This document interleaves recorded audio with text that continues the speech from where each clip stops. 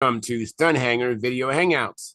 My name is Charles Carter, and I'll be your host this evening. I want to extend to you my gratitude for you watching Stunthangar Video Hangouts. If you're watching this as a replay, I want you to know that I host these YouTube live streams every Monday and Friday evening, starting at 6:45 p.m. Pacific Standard Time. So please make a note of this so you can watch and be part of the live stream. Plus, we have an after party following the live stream, which is sometimes better than the live stream portion. You must be a registered Stunthangar Forum member to find the link to be part of the live stream and the following after party.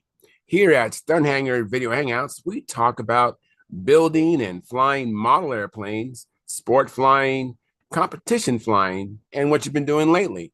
To join our conversation, if you are already a member of Stunthangar Forum, you can find the link if you scroll down to the section called At the Bench, which is right below in memory of our friends.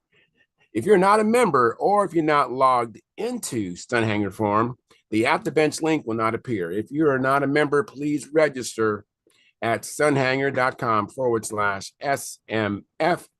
That's stunthangar.com/SMF. That means Smart Men Flying, by the way, courtesy of Jeff Riley. When you register, you must put a space between your real first and last name when you register. You must also use a valid email address, or Sparky, the proprietor of Stunthangar, will not approve you. Now, if you're inclined to not come in and you enjoy just watching us on YouTube, wonderful, fantastic. Please enter your questions or comments in the chat box right over here. I'll do my best to make your comments and questions a part of the show. And understand sometimes I can't get a word in myself. So be patient, and I will ask you a question or state your comments. And by the way, you only can do this during a live stream. So like I said earlier, I host these YouTube live streams every Monday and Friday evening, starting at 6:45 p.m. Pacific Standard Time. And by the way, the register is free. It does not cost anything to register to Stunthangar Forum, okay? If you find the Stunthangar Video Hangouts that I host, or the many building videos, contest coverage videos that Sparky does on this platform, informative and enjoyable, please hit the thumbs up, thumbs up, thumbs up, thumbs up. Please share and subscribe, comments. All those activities help the Stunthangar YouTube channel grow. Please consider joining Stunthangar's YouTube channel memberships, which start at just $4.99 a month, which is less than 17 cents a day. And by the way, I'm a member. I have the $4.99 come out of my own checking account each and every month. It's been like 3 years and 10 months running. And I don't miss it. And I suspect you won't miss it either. Plus, you'll be helping your hobby. Hopefully, this is a passion of yours. And if you don't want to do it for yourself, do it for someone else. There's some people that need the support. They're out there in a desert, basically, where there's no one else out there who can fly or teach them about the airplanes. And so this is one way they can connect to somebody live. We do have the Stunthangar Forum, which is, you type in questions or look at threads, but here we interaction real time with some very talented people. By the way, if you don't want to do the subscription, matter of fact, there's like 2 other tiers above $4.99. I think it tops out at $25 a month. But if you can't afford that or don't want to do that, do the super chat, which is right below the chat box here. It's like a big $sign. Click on that, and it'll prompt you to donate in whatever amount you like. Hopefully, you do it inclined or in relation to what you're getting in return. And then if you're watching this as a replay, in other words, the live stream is over and you're watching the replay, hit those 3 dots below the video and click on Super Thanks. And that'll prompt you to be able to donate. And please do that. Now, this is Sparky's YouTube channel. So if you want to get in touch with me, the best way to do that is to go to my YouTube channel, which is called Flying Control Line Stunt. Repeat that. Flying Control Line Stunt. And we fly Control Line Stunt. That's why I named the channel. If you go there, please check out the 2019 AMA National Championship video, which is a video that Sparky shot with his video camera, me flying his beautiful and light Junar XL. It was orange back then, and now it's white with orange trim. If you comment on any of my videos, I will receive a notification on my cell phone, and I'll be able to respond to you quickly. So please do that. And by the way, for the those who do support us and provide a monthly donation, you get access to the member only videos. There's quite a few of them on the channel, and it's going to be continually be more. And not all the videos are for public. Some of them are private. Some are members only. So that's, you get something in return for that. I want to thank you for your past, your present, and future support. You are making it happen. Please keep the conversations family room friendly. In other words, please don't use words to do things you wouldn't say or do around your own children and grandchildren. And without any further ado, we're going to get going. I know we already have some people in the gallery. I think the first person that popped in here was Brad Lapointe. Long time no see, Brad. How you doing? Doing okay, Charles. Great. Thanks for coming in. I really appreciate it because when I'm out here by myself, I have to find some way to take care of the crickets, you know? Got to fill in the time. Yes. So I appreciate you coming in. And I need to make my way to the, and Gary Sinclair, thank you very much for coming in as well.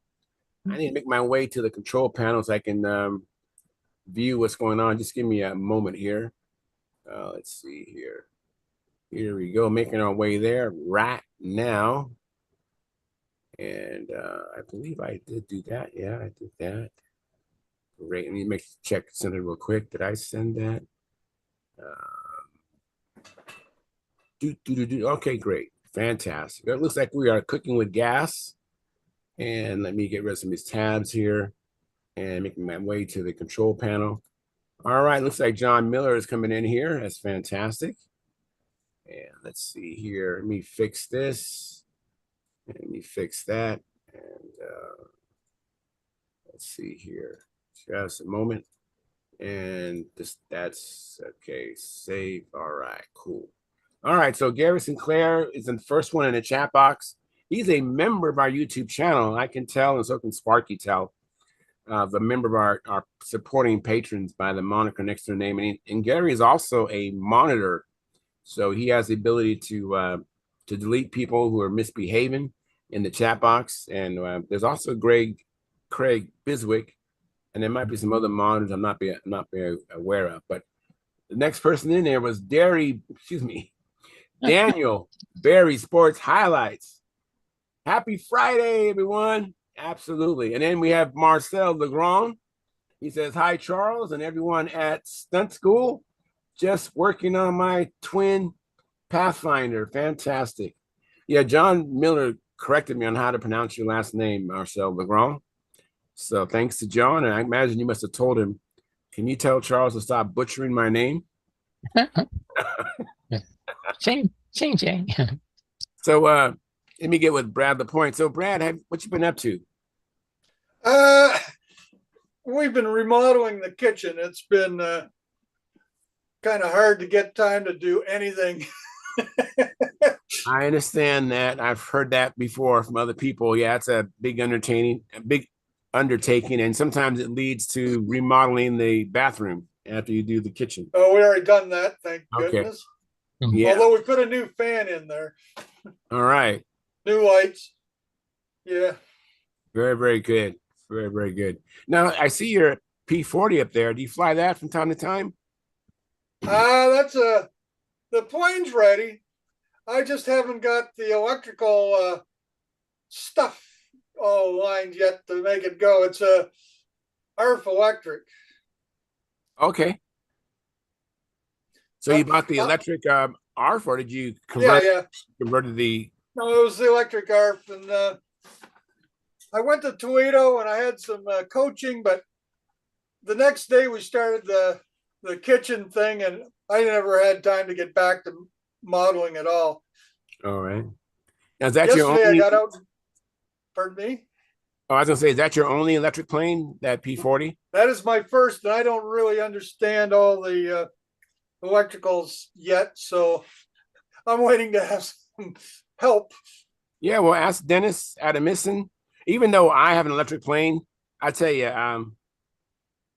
Dennis got mine working first time, it works. And so ever since then, I just fly it. I don't necessarily know how everything works.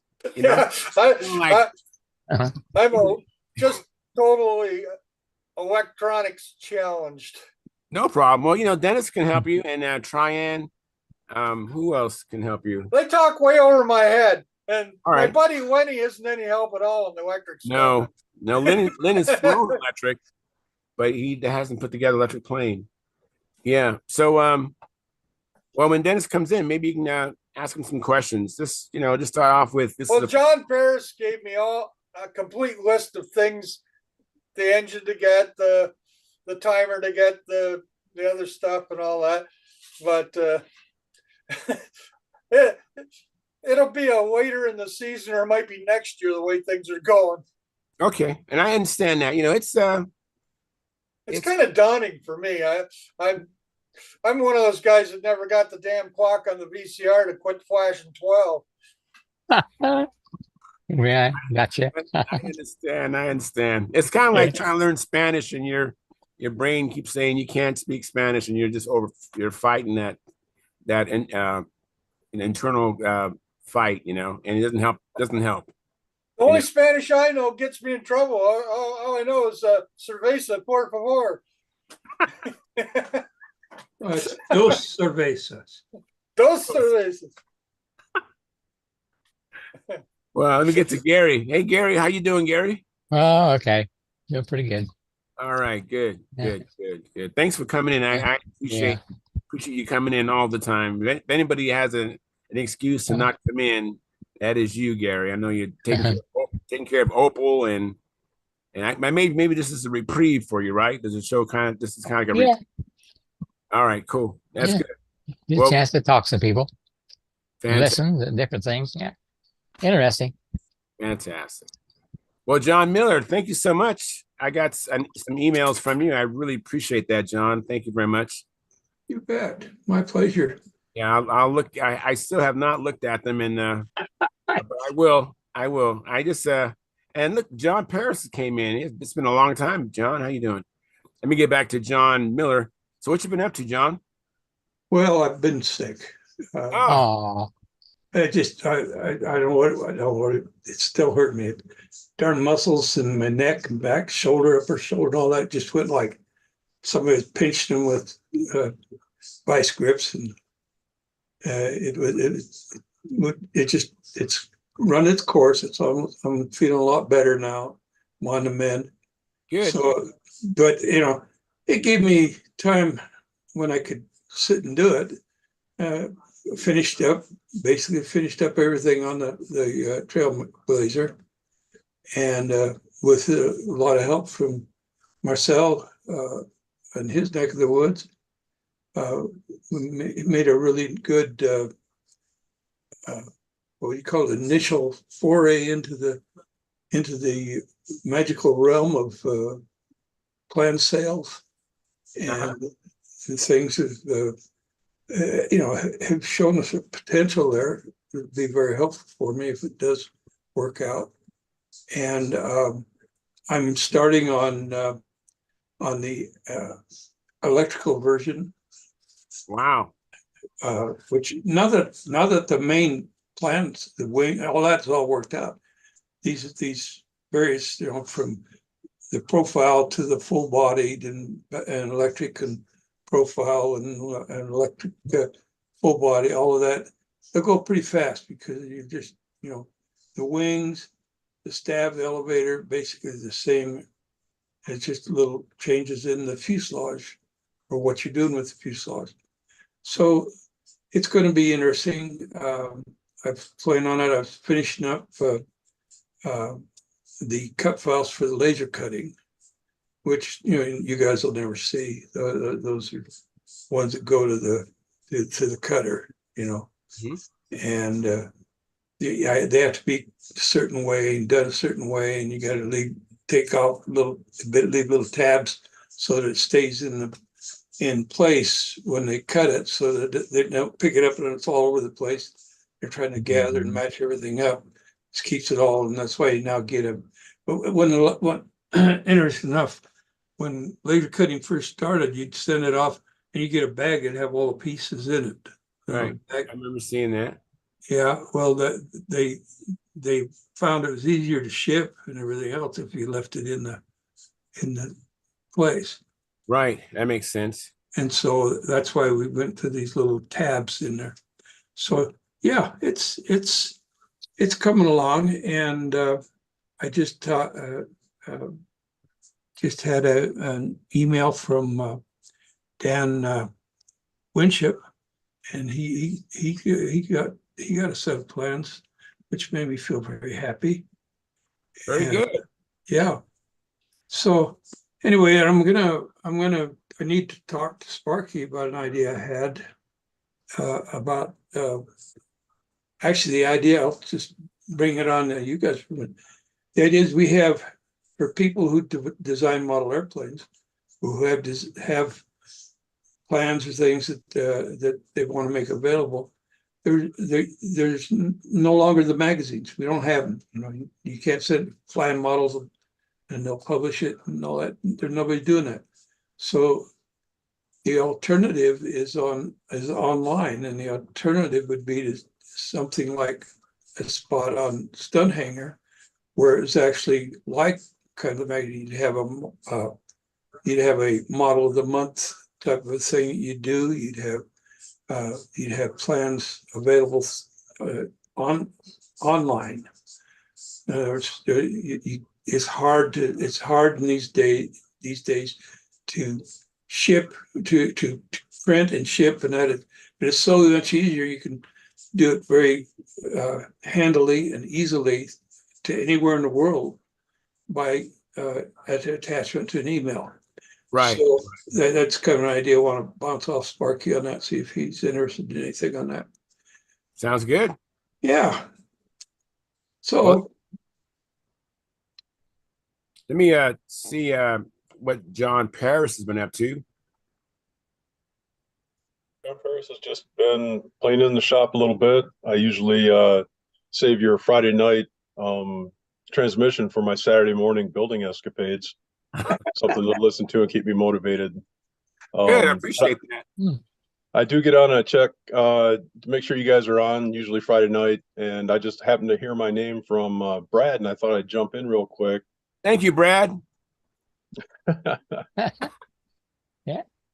Go ahead, Brad. Here's What's the issue, Brad? Pardon me? I said, what's the issue? Mostly laziness on my part. Okay. The house thing is just by the time my dear wife has been doing way more with the house than I have, but I've been out cutting grass and running for trim and doing this and doing that and helping move stuff. And today we had to go pick up more appliances, and it just never ends. Right. Did you get your motor on order? Did you get your motor on order? Nah, I never got anything never got around to that. I got about half a dozen things on the to-do, my own personal things to do. I got to send in a sanction for the contests, all sorts of stuff that I need to get my act together on.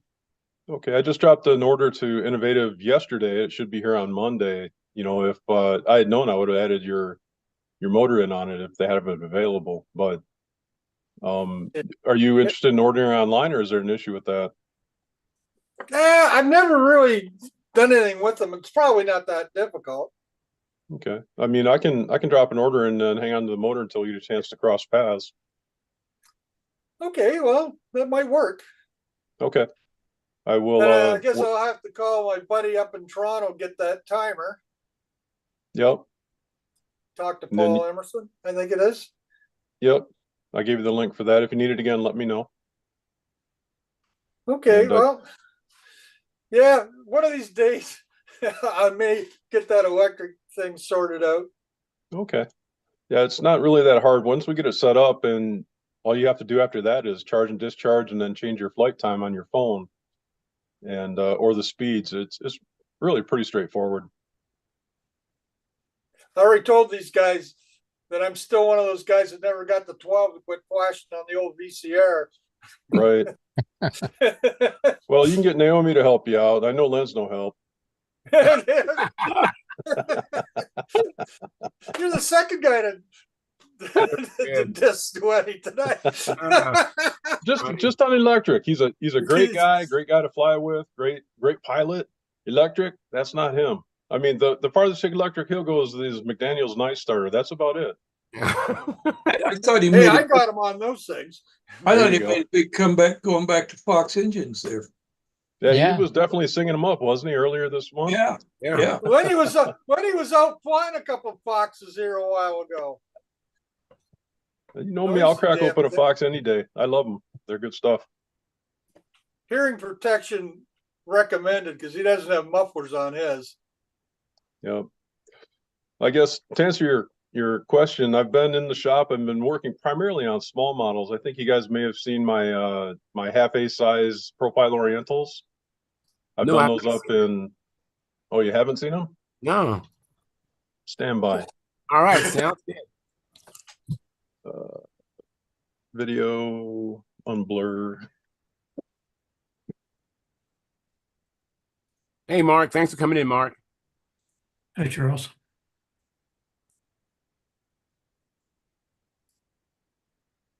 Oh, wow. That is good looking. And Yep. it's glow, huh? And it's glow.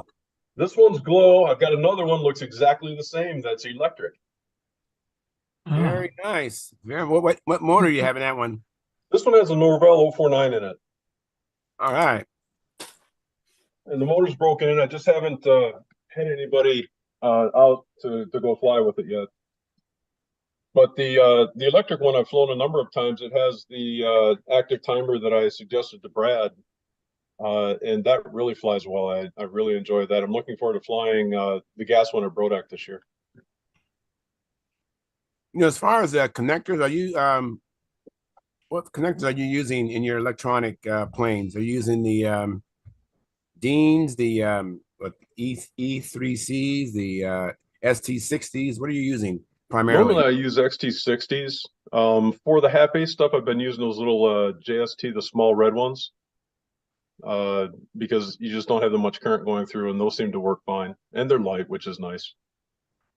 I'm not familiar with those little ones you're talking about. I don't think I've ever seen them. Oh, you've seen them, I'm sure.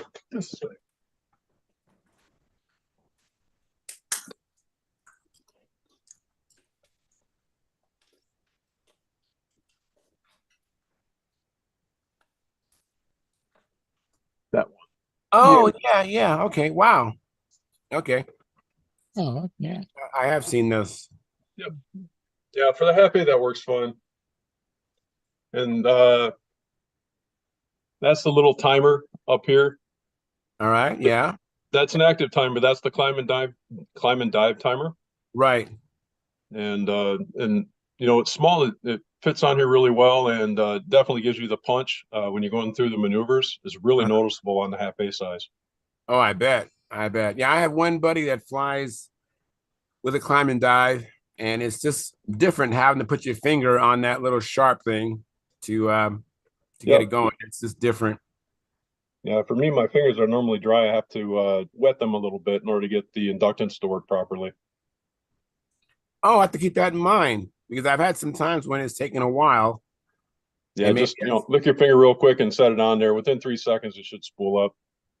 Thank you. I didn't realize that. Yeah, I've had some issues with that, and he's waiting at the handle, and I'm like, he's like, "Are you touching it?" And I'm like, "Yeah, I am." Yeah, it's kind of an odd system. I messed around with. He suggested in his instructions on how to hook up an external unit using a wire extension off of that post, and I'm able to get it to fire up. I'm just looking for some nylon conductive tape to tape like on the outside of the fuselage that I can use, and you just touch that nylon conductive tape and it does the same thing. So you can mount that just about anywhere. It doesn't have to be out where your finger can get at it. Oh, that's Good idea. Yeah, and he also provides an option too where you can wire in a brake switch, where you tap it, it'll turn it on. There's 2 posts on there. You just leave them all up, and then you solder the connector onto there. So that's an option too in the instructions if you want to go through and look at that. fantastic. So, what's your motivation for flying these small airplanes? You trying to fly in your front yard, or what's going on? Well, I think I have a circle in my backyard for full-size airplanes, or I didn't know full-size that. models, I should say, not full-size airplanes. Um, Got a when, strong arm? yeah, when it's wet, I can fly directly in my immediate backyard because it's over top of a septic field and is dry. So I can fly anything up to about 52 feet in length out there, and these I'm flying on 42-foot fishing line right now, and that seems to work out pretty good. The gear I can dismount because I'm flying over grass. I get my wife to launch. Another reason I'm flying the electric is she doesn't have to contend with the oil getting splashed on her while the engine's running. Right. I know It makes life easier. that's true. Yep.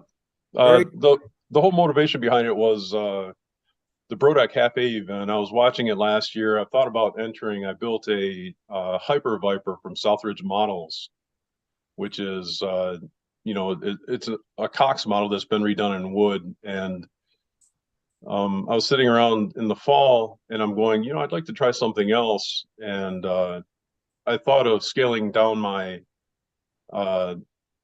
Profile Oriental, and I had a Pinto kit, so I used that for a reference for the wing. And the Pinto kit it's a great laser cut kit, but that 1/32 wood just is a little too fragile for my big fingers. So I said, well, I'll do this in 16. And I came up with something that worked out pretty good. And since I was doing one in gas, I figured I could do one in electric. It's all basically the same setup, not too hard to do. Just had to configure the noses different for each of them, but the rest of the airplane is exactly the same. Very, very cool. Mhm. Now you're running the Nats this year, right? That's what they tell me. Yeah. So how's that going? Everything's going good so far. We're a little light on judges. I think I've got Mark reports in that there's a total of 8 judges currently, which is just the number that we need to run the event. If somebody gets sick or somebody falls out, then we're going to struggle to have enough judges, for 2 per circle. There's still some time for people to volunteer. I've asked for a request on Stunthangar. I haven't heard anything back yet. I need to touch base with Mark probably this weekend and see if he's heard anything. I need to put in an order for volunteer shirts on May 1st back to the AMA, which I'm going to do. And we'll just see how it goes. I'm sure that, people will step up and it'll all work out pretty good. Good. Thank you so much for coming in. I really appreciate it. Sure thing. The next time you see me, I'm hoping to call you from Korea. We'll see. Yeah. I've done it before. I think you've came in before from Korea once before. Okay. That is very cool. Very cool. All righty. Hey, Mark Gerber, what you been up to? Well, let me show you. All right. And hi, Phil Bailiff. Thanks for coming in, Philip.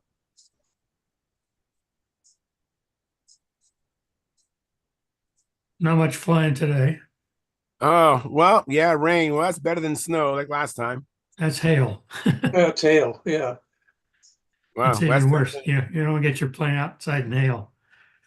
Yes. It's bad for coverings. Yeah. But it's supposed to rain all weekend, but then next week is supposed to get better. In fact, there was a couple of days I could have flown last week, but I wasn't quite ready, and I had other things I had to do. So I understand that. I'll hopefully get back to it next week. And then I think I told everybody last time I bashed in one of the wheel pants on my Ryan. Yeah. Down at VSC. And here was when I repaired it with that blue stuff that Howard doesn't like. Yeah. Howard's not on, is he? Not yet. And here's I just got done finishing. Wow, that looks good. Did the usual bit with body putty and primer and a little bit of sanding and sprayed silver on it. Looks good. And I sprayed clear over the silver, so it's ready to go back on the airplane. I'll be back in business. What kind of wheels are those? Banner. That's what I was. Thought so. Was. Very cool. The reason they're Banner is because they're the heaviest wheels I can find. Right. Because Ryan has a vertical CG problem with the wing being lower in the fuselage and no dihedral on it. Right. Yeah. So I try to get all the weight down as low as I can. That's why I put the banner wheels on it. So,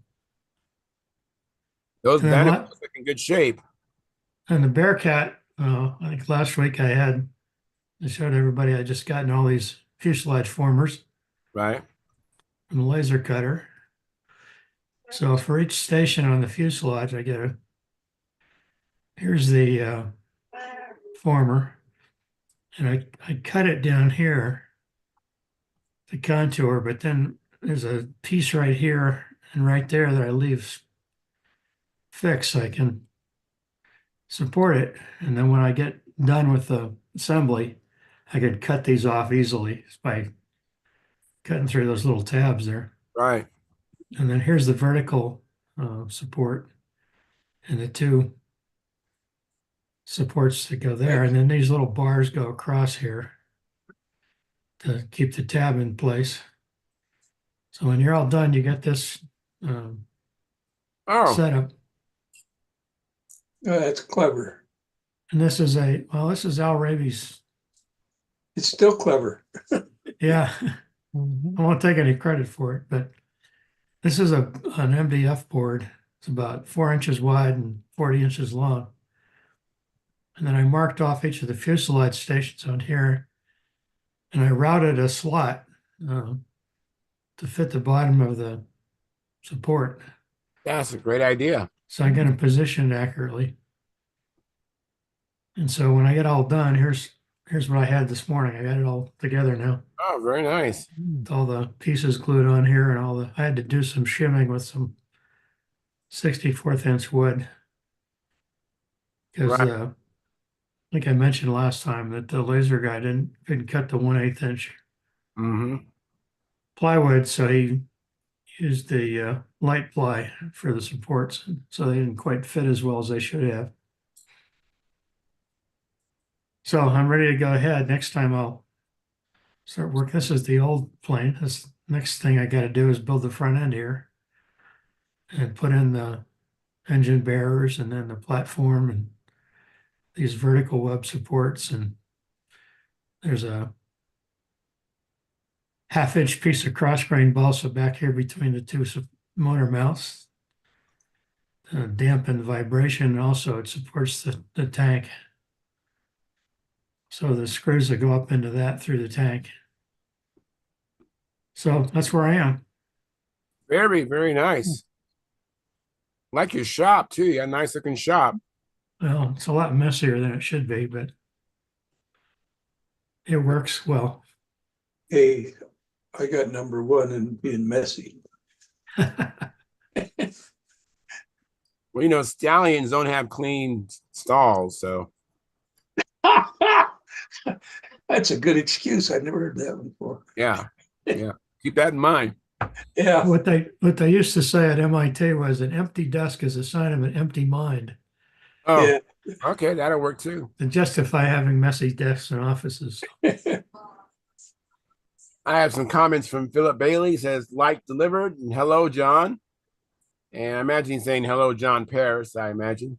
And then Philip Bailey says, you will love the climb and dive. And I imagine that's for you, Brad. And Jeff Riley, who hasn't been in a while, he says, like St. Charles, tell the guys hi for me. See you tomorrow. Yep. Looking forward to seeing you tomorrow, Jeff. And everybody else that to fly in at Whittier and Arrows tomorrow. Yeah, a Talk buddy of him into mine. coming back already. Say again? Talk him into coming back already. Yeah, you know, Jeff Riley, he's involved in slot cars. He does a lot of stuff. I mean, he's you know those guys in the hobby that do a lot of other things. You know, Yeah. I'm kind of strange in that all I do is control line stunt. I mean, that's all I do. I mean, I have a wife and kids and other things going on too, but you know, I don't do like gliders or RC or trains or boats or Yeah, that wouldn't be near as odd if you didn't live as close as you live to the best soaring spot in the country. yeah. I've been there and seen it, and that place is amazing. You talking about Torrey Pines? Yes, sir. Yeah, yeah. I mean, Overlooking Black's Beach, which is a nude beach, by the way. yeah, discovered that. Oh, my goodness. Anytime you can no. take a anytime you can take a paper airplane and fold it and toss it and watch it go, and it goes up out of sight and away. I mean, I really wanted to have one of my sailplanes out there, but anyway, Yeah. it's a So magic place. did you get your SV11 out to the flying field? No, hoping to go in the morning. All right. It's going to go with a 2-blade prop, looks like. I didn't get the 3-blade set up back yet, but that's all right. We'll get it trapped with a 2-blade to see if it flies. And then as soon as we get the 3-blade spinner and all in here, we'll get it set up and going. Hey, did you get your files? No, I didn't. Let me look and see if they came. John, ever since I got back from hospital, it's been a Yeah, okay. everything's going in But three you directions look at good, once. Phil, and you sound great. Well, I feel much better. Vicky's making sure I don't do anything I'm not supposed to do. Reed, if you like the taste of it, you can't eat it. It's got salt in it. So, well, it's true enough. But no, she cooks. She still manages to cook where if I'm not careful, I'm gonna grow my gut back. I got to watch it. But anyway, it's we're good. We're doing fine. We're getting there. It's I don't think I can fly yet because if I turn around, sometimes I get dizzy. This medication's a lot stronger than what I was on. And I can't go fishing yet because I'm afraid I'll fall out of the boat. But I'm getting there. I'm still here. That's the big thing. Good. Absolutely. That is the big thing. Yeah. I got some help from Jeff Riley. He says slot cars, RC boats, RC drift cars. Just Oh to, Lord. just Oh to Lord. mention That's a few things that he's into. Is well. it? Tell him get his honey back in here because I need some help with paint. Plain old simple paint. Simple for him, not for me. Yeah. And John Ferris looks like he's figured out how to paint on a half A and make it look really nice. Yes, I came in time to see that. Yeah. It looks I just want like to see my that big thing one, in Phil. Brodock. Do what? It looks just like my big one. I Wow, just made him smaller. his big one's beautiful. Did you use a Pinto airfoil on that thing?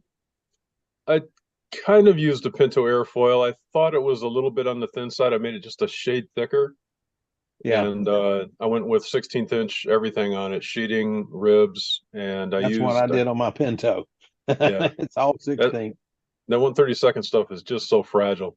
Oh man, you're not kidding. Yeah, I built it with 132nd, and I was showing it to somebody, and it got crushed.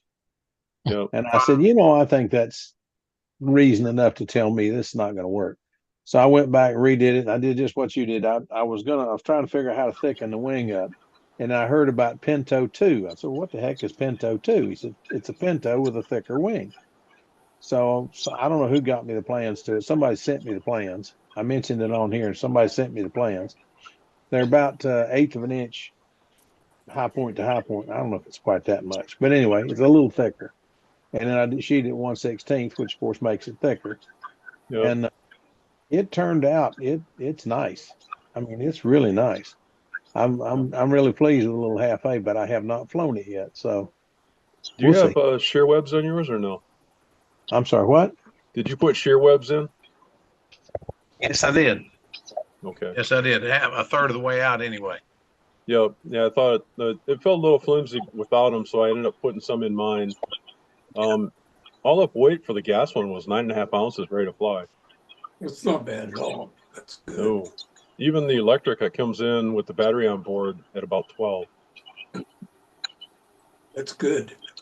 Oh yeah, and at 220 squares, that's pretty damn light wing loading. Yes. Should fly very well. Yep, yeah, it does. I've flown it a number of times, and it flies really well. It's surprisingly. It's amazing sometimes these barn door wings aren't supposed to fly as good as they do. Right. There's a couple of designs out there that they do, and that Oriental was one of them. Oriental's one, Pathfinder's another. I just had really good luck with both of those airplanes.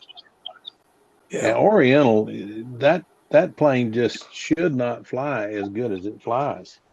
Yeah. If you love the Nobler, build an Oriental. Much simpler to build, flies You know? Wouldn't turn your hand over for the difference.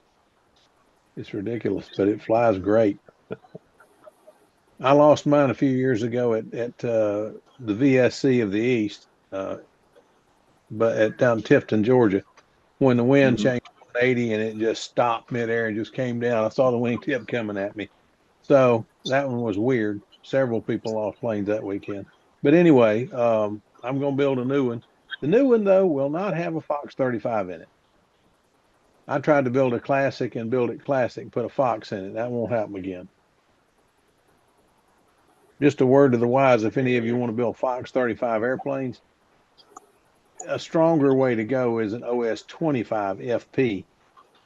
And I think it's just, I believe you'll never convince me it's not just as much power and you get more RPM, runs more friendly, more just reliable, and everything about it. I put an OS 25 in two airplanes that I had Fox 35s in, and I think they both fly better. One's a Barnstormer, and the other one I can't remember what the heck it is. But the Fox, hey y'all, the OS 25 runs much better. They just fly better. Very I good. Hang still on. love the Foxes. I still wear my shirt that said "Old Timers Do It with Foxes." I still love my Foxes, but you'll pardon me if I lean toward the 59. Right. Hang on one second, you guys. Gordon Delaney is actually in here. I can't see you, Gordon. You must your camera is not enabled for some reason. Oh, there you There are. you are. Pardon me. This is going to be a short visit. I've got a cold, Okay. Well, thanks for coming in. so it's hard to talk. Yeah, So my what's your wife plan? has wanted to share hers with me. Yes, well, that's what happens when she loves on you. Yeah, Yeah. So I felt fine this morning. It just kept getting worse. oh man, I'm sorry to hear that. Hopefully it'll pass real soon.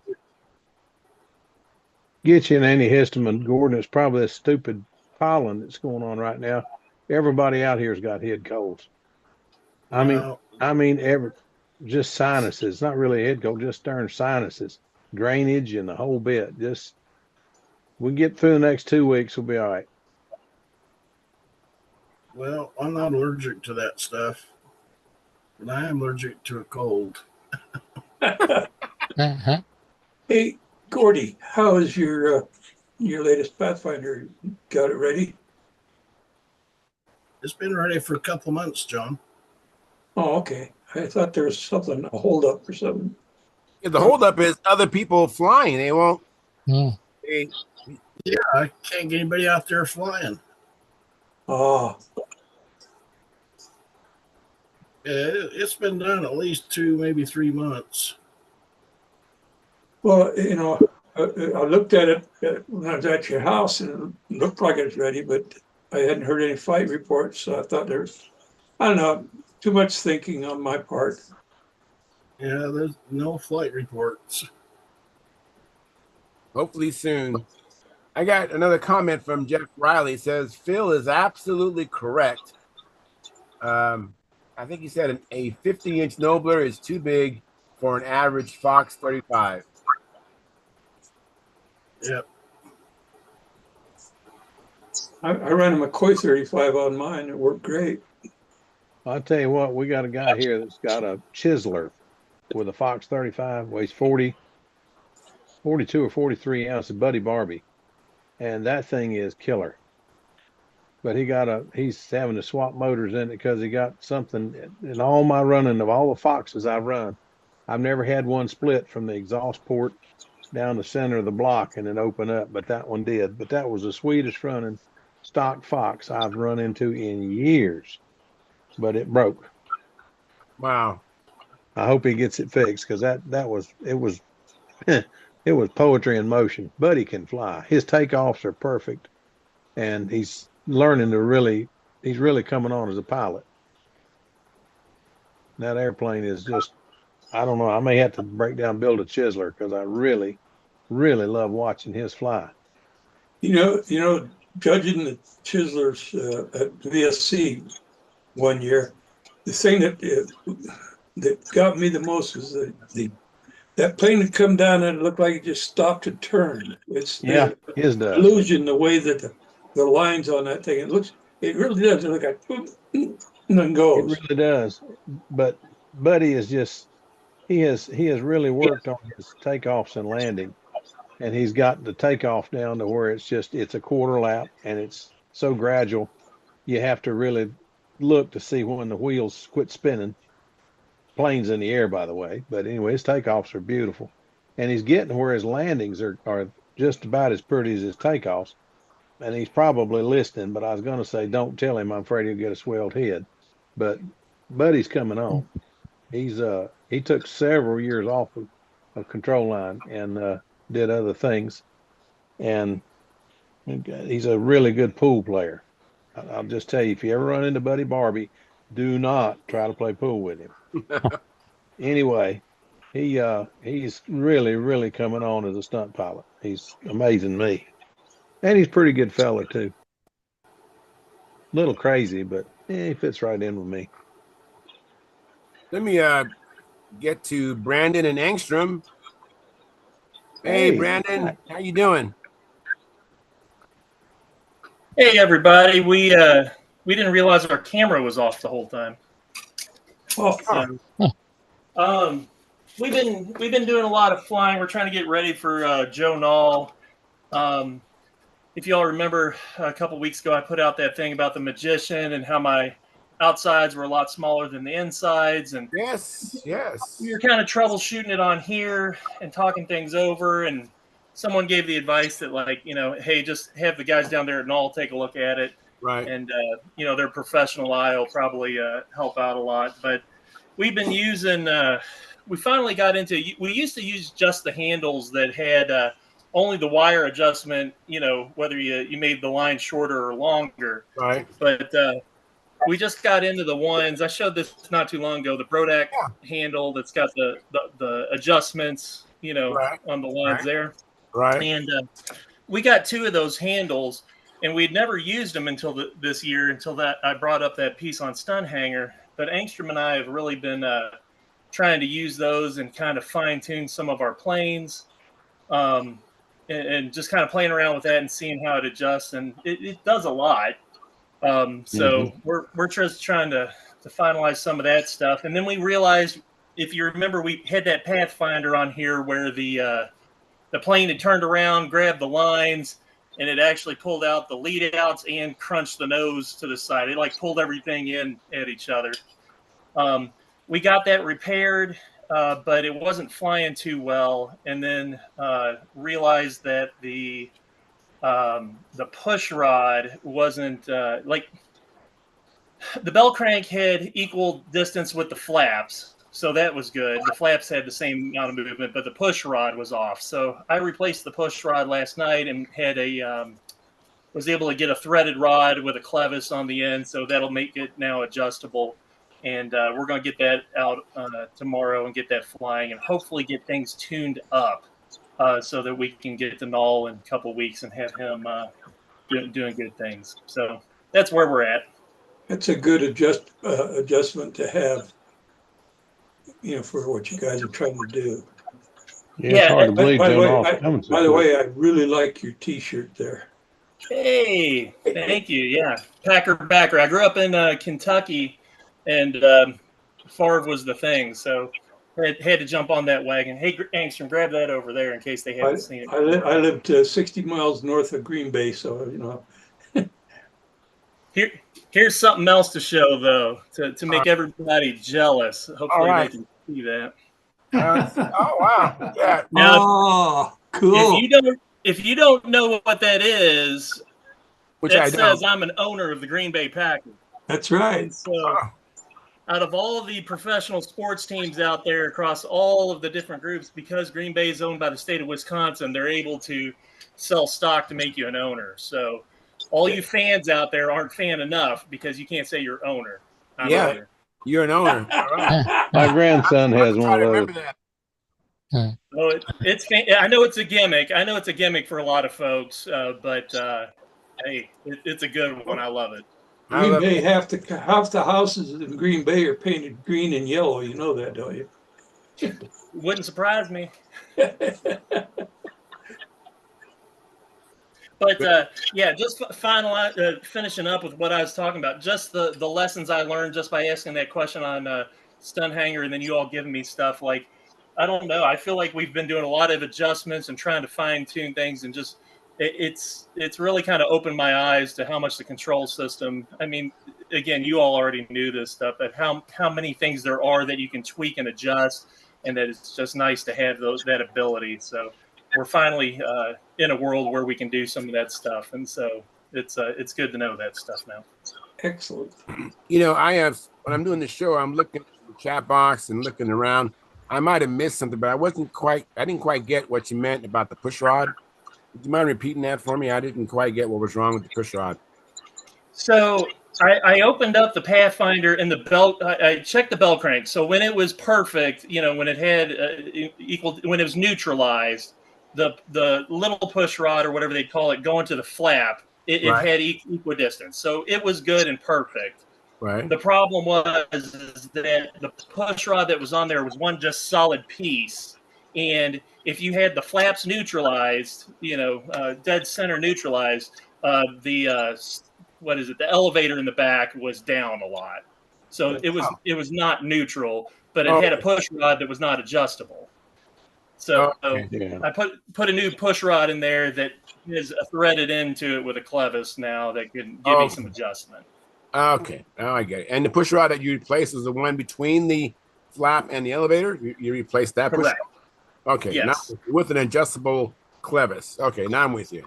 Correct. And yeah, now everything is all perfect, same amount of throw and everything. And now we can just get it out to the field and hopefully, it just finally get good, because he was flying the Pathfinder the other day and it had different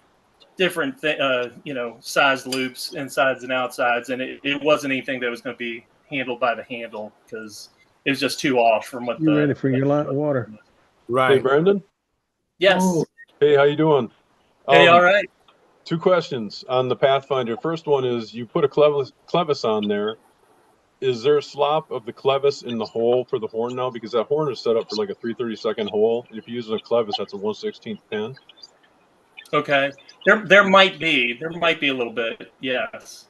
Okay. The way I've worked around that is I've bushed the horn. It may be a little bit hard now that it's installed, but you may see that. And also the clevis. Which clevis are you using? It's a little golden one. Yeah, I'm not sure what brand that was. Sounds like Sullivan. That sounds like Sullivan.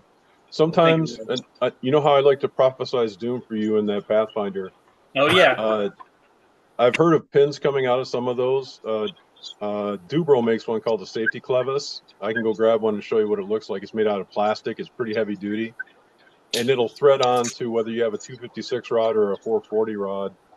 And drop right in place. And I would recommend that if you're going to use something, like that, I would use that clevis. Okay, what was that? A Dubro safety clevis? Yes, that's correct. Okay. And I'll grab one here, and then I can show you so you can see what it looks like. It's made out of plastic, but it's pretty beefy. Yeah, like you said, you like to prophesize doom right before it happens. So, well, you're not going to fly this time. We'll take your word on that. We might not be flying tomorrow, Langstrom.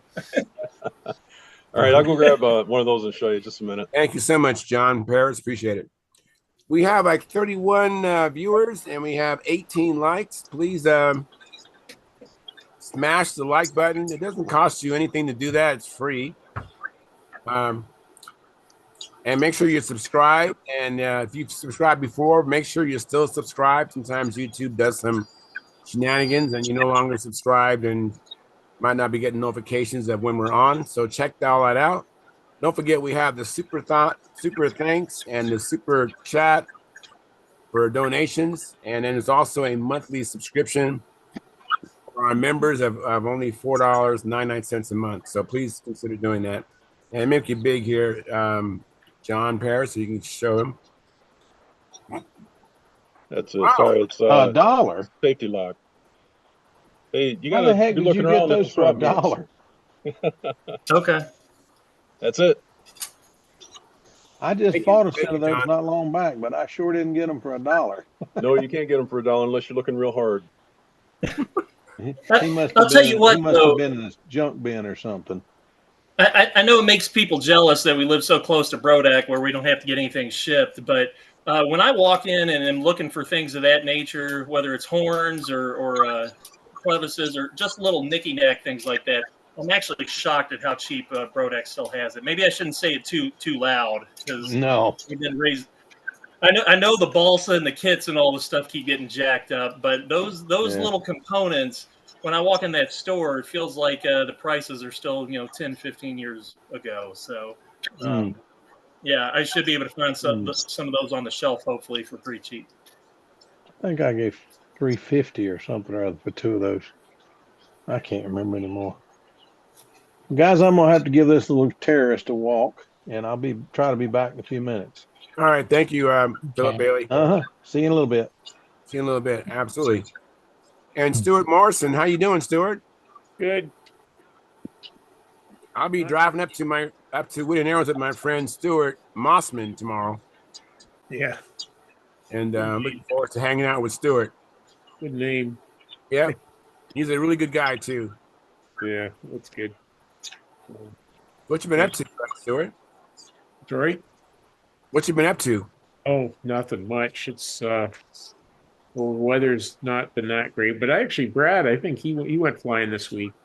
I had a doctor's appointment, so I couldn't go. I missed out on that one. So, but we're supposed to get some windy weather for the next 10 days, pretty much. Oh man. We're not going to see too much. Well, you can work in your shop and get some planes done, or get your shop more organized.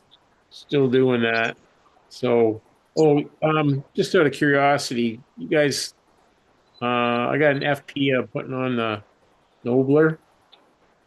What kind of props do you guys use on it? Guys that had the Noblers. What size FP? Yeah. What size is it? 20, 25, 35, 40 40. on a Nobler? Yeah. Yeah. 11.4, 11.5. Yeah. It's better to go the bigger, like they say on the FP thing, like a 10 too. You can use a 10-inch, but so 11.4, 11.5, you think? Yeah. Okay. Use one of those 11 4.5s, Stuart. They work good.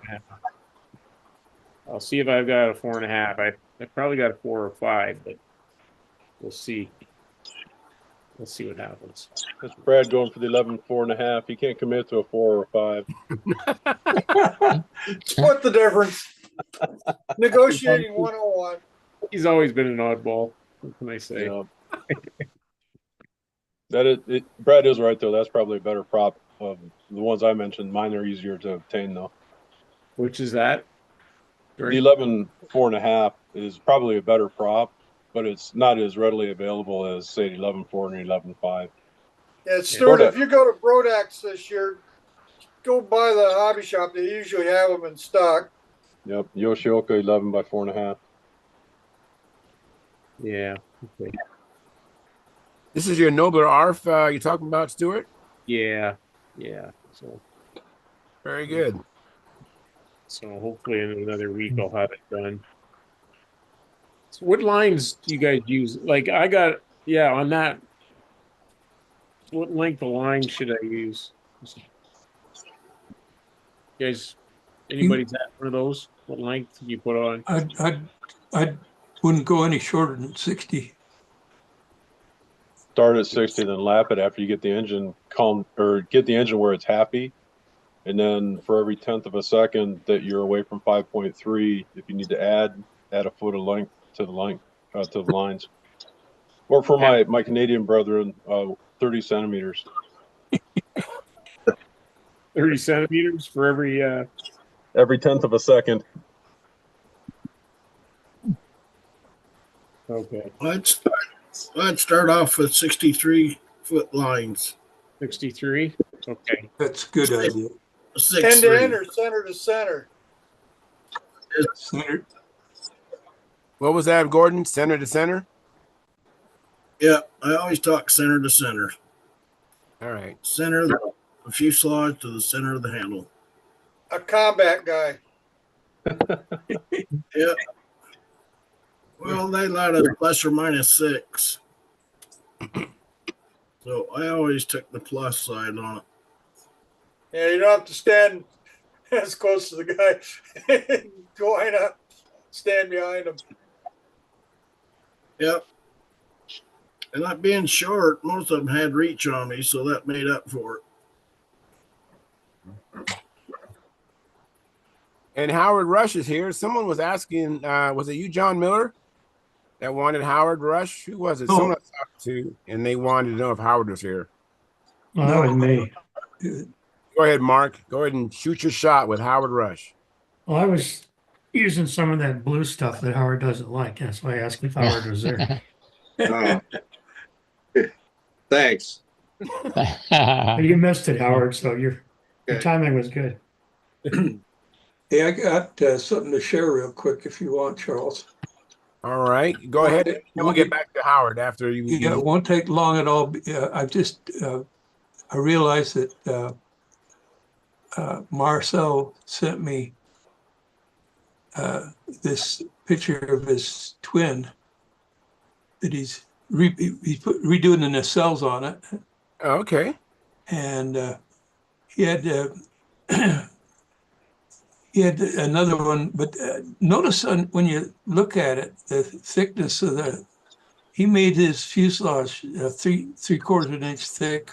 Can you make it on bigger? It was bigger a moment ago, and now it's smaller. There we go. How's that? That's good. Thank you.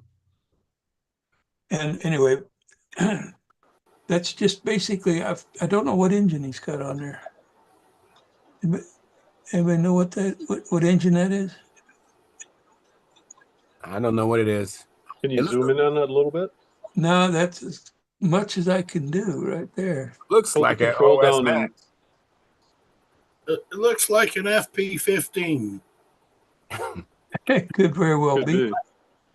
I know it's an OS by the needle valve, Yeah, and the opening of the gas tank looks pretty small. yeah. Gotta be. But anyway, he's hot and burning the midnight hours on this getting this back ready to go. He's bound to determined to become a motorhead. You got to be a motorhead to fly twins with Yeah, absolutely. ICs. You know, Absolutely.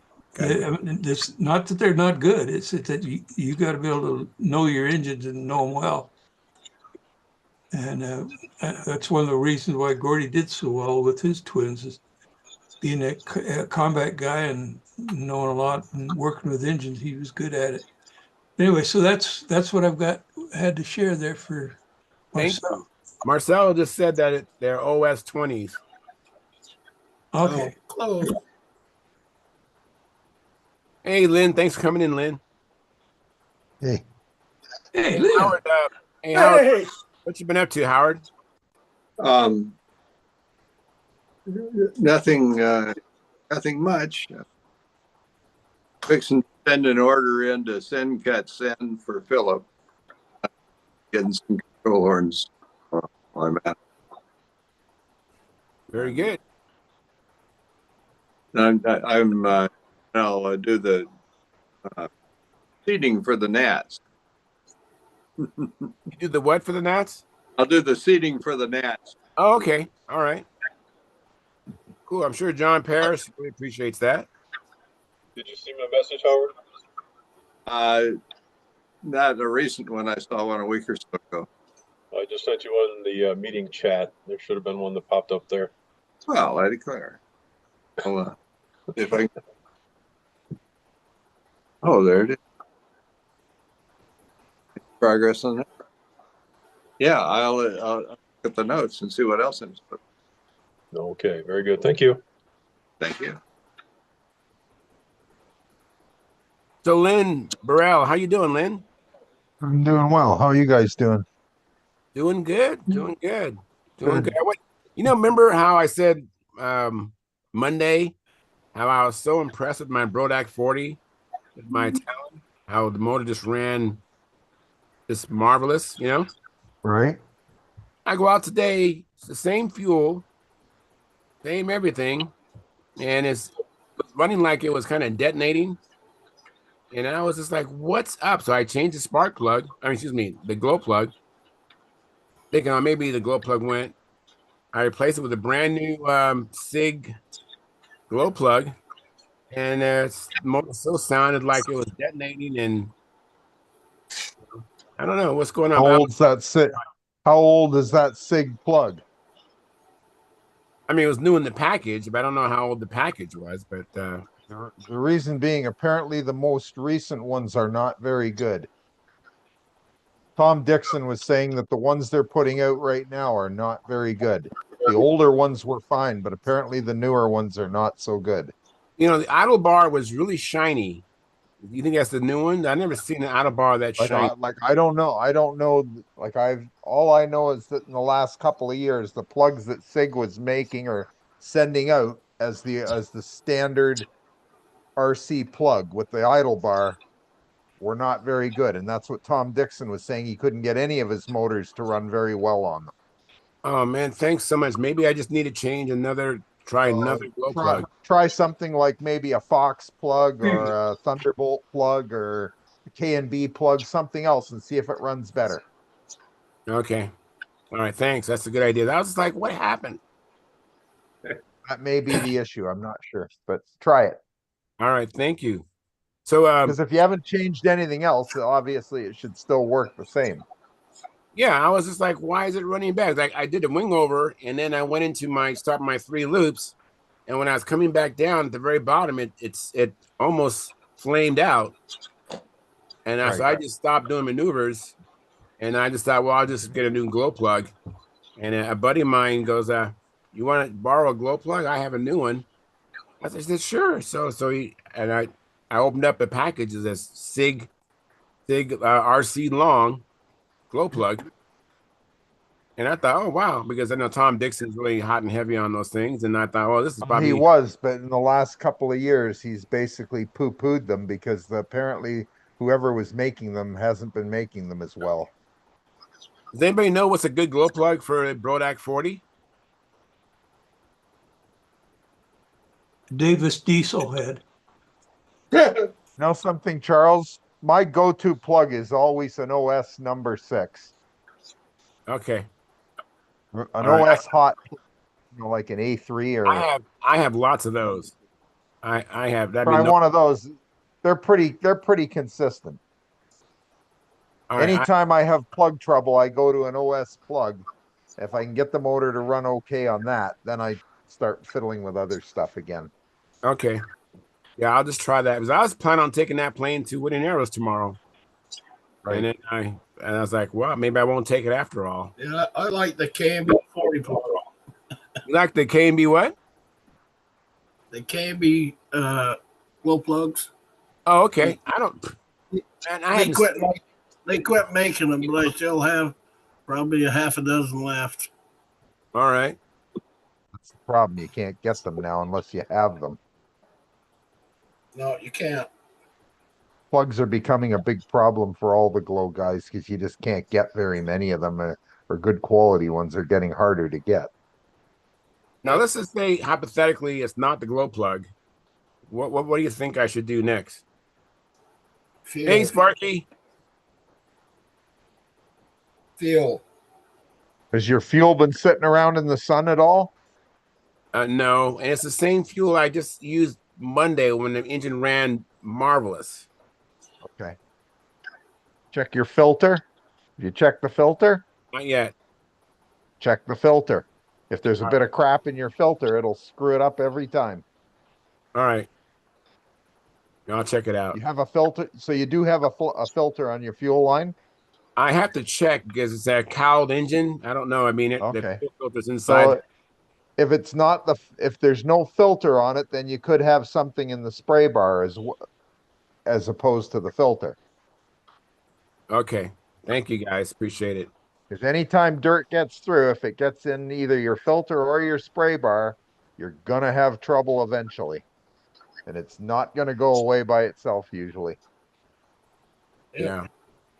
We'll see. Okay, if I have time tonight, because I'm going to leave tomorrow morning early for the fly-in. So check your filter tonight. You can do that at home. Check your spray bar, make sure there's nothing in it, and put a plug in that's not an OS, like not a SIG plug. Okay, It'll probably absolutely. work fine. Also, Charles, check your fuel line. Check your fuel line from the tank to the engine. Okay. Make sure there's no yes. hole. All right, thank you. Make sure there's no holes. Yeah, And make now, sure there's no leaks. What's the best way to do that? I pull them Pressure off test and I take and pinch it off and then put it in my mouth and suck on it and block it off my tongue. If it'll hold a vacuum, then it's probably not a leak. All right. That's Thank just you. a quick way I do it. Thank you, gentlemen. Appreciate that. Those are the main culprits, Charles. Yeah, Right absolutely. there. Yeah, absolutely. Because see, you haven't changed the tank or anything like that. So as long as the tank is tight and hasn't moved, it shouldn't be that as the problem. It's one of those other things. All right. Yeah. Thank you. I appreciate that, gentlemen. Um, So have you been doing any flying, Lynn, or did I ask you what you've been up to? no, it's been pretty windy here every day lately. Okay. Been blowing a hooey? Blowing a hoolie, yes. So I've been still working on getting my last airplane ready for paint. I'll have 6 airplanes ready to start painting next week. Wow, you So sound like basically all lined up. I got 4 of mine and 2 of Naomi's. So we'll be painting for the next 3 months. nice, nice, nice. Painting and sanding. Painting and sanding. I just don't know if I can do as much sanding as Sparky, but I can sure try on my good ones. Yes. The Bob Ross I'm of loading. I'm sanding. loading up. I'm loading up on 320 and 400 sandpaper. Very good. Speaking of the Bob Ross of sanding, how you doing, Sparky? Doing good. I got my top mold poured tonight about 6 o'clock. Took all day to get it, get the bottom ready to go to put the top on. So I got a good landing gear mold now. That's about all I've been doing. Trying to get this ready to go. The composite videos don't go over very well. If you look at that survey, they want to see me build some more. Well, I need to sell some airplanes or crash some airplanes. One, I don't have any room.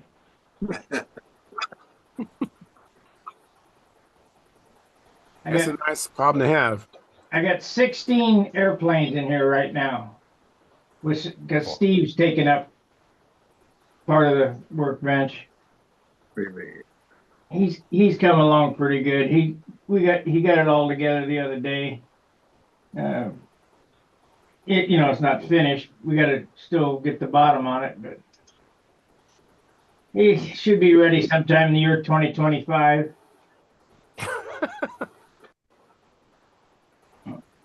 Yeah, that's about my speed too. Actually, worse than that. No comment from Steve on that one. Come on, Steve. You in here? Oh, here he is. I just see him. Hey, Steve, how you doing? The original Steve Smith from St. Louis. How you doing? Yeah, I'm trying to get in, but you're there. Yeah, you're here, man. We see you and we hear you. I don't see myself. Oh, we'll go up to the right corner where the view is. You can change it from gallery to speaker and put it to gallery.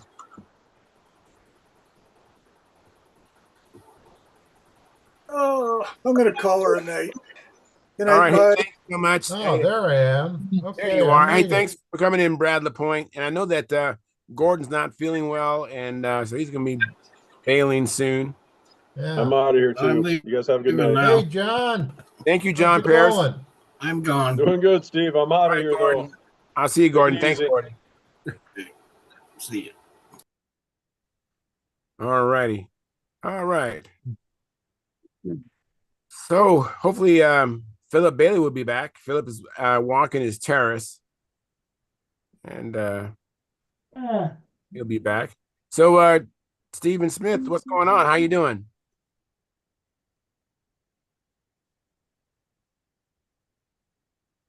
What do you do? Mute himself? I don't know. He doesn't have a mute on his name. I don't see his mic being muted. Nope, We don't I'm hear. good. You're good. So, what you been up to, Stephen? Well, got some flying done this week All right. and added some tip weight, and that unfortunately that added, I don't know, that introduced some yaw in. Right. So I don't know. I need Sparky out there to help me out. Yeah, you do. We get out there Tuesday. Yeah, Tuesday's still looking good. So when you changed your when you added the wingtip weight, did you vary the lead out rake? Is that they're related? No, no, I didn't change that. Yeah. Did you ever read Paul Walker's stunt trim article? Yeah, Remember he said that when there's a relationship between the outboard wingtip weight and the lead out rake, and if you add, I think if you forgot, there's a certain if you add weight, wingtip weight, you either move the lead outs forward, I believe. If you take away wingtip weight and you move lead outs back. yeah, I think so. Because it was yawing in the maneuvers after I added that weight. Yeah, so just move the lead outs forward an eighth of an inch at a time until you get rid of that. Um, Hi, Howard. hi. Howard, what's on your mind, Howard? I don't know. I'm confused. I got the VGs you sent, Yeah. Is that maybe that? and I'm gonna install them and see what happens. Okay. Well, get the airplane trim first, because Oh, okay. Get it trimmed first. yeah. Yes. Yes, Steve, if I have the order wrong, it's the other way. You might need to move the lead outs back because you added wingtip weight, but I think it's the way I said. I could be wrong. Tip But you weight, made tip weight does kind of the same thing as moving the lead outs back. Yeah, I was still seeing the inboard wing in maneuvers. But when I added weight, then it was coming in like this. Sounds like in we need to tweak the maneuvers. flaps again. Is it same in both directions? Pretty much, yeah. Oh. Well, I mean, When you you ahead. see the top of the wing in both directions, or do you see the top of the wing and insides and the bottom of the wing and outsides? I think I see the top of the inboard wing both ways. Oh, then yeah, that calls for a flap tweak. All right. All right, Bob. you ever Good Did way. you see it Lynn? again? Or are you just visualizing what's going on? I'm visualizing. If he's seeing the top of you're seeing the top of the inboard wing both directions. Yeah, So when you're inverted and when you're right side up, yes. that would indicate that you need tip weight because No, it wouldn't. if it That were is warp. Just hang on, Howard. Let him finish his train of thought. Well, okay. no, Go go ahead, ahead. Lynn. Go ahead, Lynn. Finish what you're saying. Well, if the outboard tip is up, both inverted and right side up, the outboard tip is up. So Yeah. he can see the top, the top of oh, I see what you're saying, Howard. I get it now. Yeah, I'm bad. My What bad. you're I get it. calling bottom. We were Yeah, calling. So- I understand. It Yeah, needs so a Howard's flap right. I tweak. added tip weight, and now it's yawing in on maneuvers. We'll take the tip weight out and we'll tweak the flaps. All 'Cause right, Bob, I had it thanks. pretty Yeah. close. I mean, We did. but from the last flap tweak, it probably settled back to where it was. Because those horns are not drill rod; those are piano wire. Yeah. They're tough. Sorry about that, Howard. You had it right. I'm sorry. I was thinking that he was seeing the outboard We, tip. we were calling top and bottom Yeah, exactly. We were mixing it. I was mixing it up. closest to the sky, and I was talking about the one with Yeah, exactly. the opposite direction of the landing gear. Yeah, you were right. Hey, Howard, I got those vortex generators. I'm gonna set them up and see what happens. I like the colors. Oh, good. Yeah, they match the plane. That's what Sparky said. When you get them on, you gotta show us. Okay, I will. I got something in the mail here a couple of days ago. Oh, let me make you Oh, big what's here. that, John? Are those the metal ones? Those are the ones that were the guy that brought them up on the Stunthangar in the forum. A 10-pack of them, and they are really nice. They're made in Korea, South Oh. Korea.